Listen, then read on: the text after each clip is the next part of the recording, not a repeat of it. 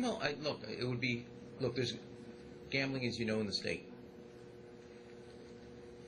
There are obviously social questions raised to that. But we, as I said in the campaign, and I said in the transition, I'll say today, we have gambling in Chicago. It just happens to be in Hammond, Indiana.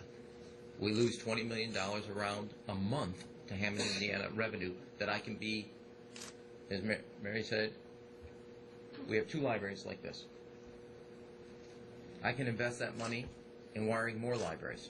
I can invest that money in fixing our mass transit system because we have one of the most competitive mass transits. You know, when I was at GE, I think Marianne, asked that question. I asked every worker how they got to work.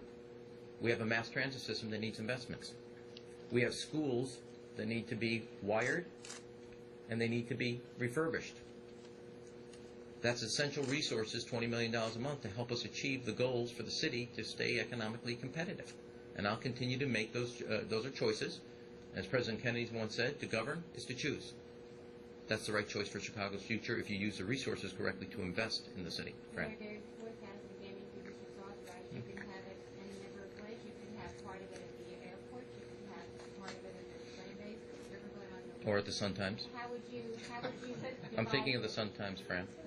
Just right next to your office, right there, right at your cubicle. I'm thinking of all 4,000 slots right at your cubicle, Fran.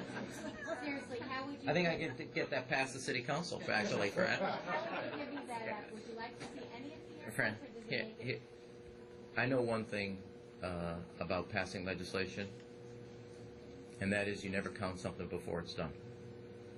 My entire focus is now working on the Senate, state Senate, and making sure that bill passes. I think I'd be getting ahead of myself if I started answering those questions. There'll be plenty of time to do that, but that is after we've passed it and it's been signed into law. You need to go down there personally. Yeah, I will tell you, I'm kind of interested by you guys' fascination with this question. And it's very simple. It's like, I never went down there, yet we passed a landmark education bill. They give us a length of day and year competitive with other cities so our kids are safe and learning. We just passed the Illinois DREAM Act, and I was making calls for the last 2 weeks on it. We just passed, in the House at least,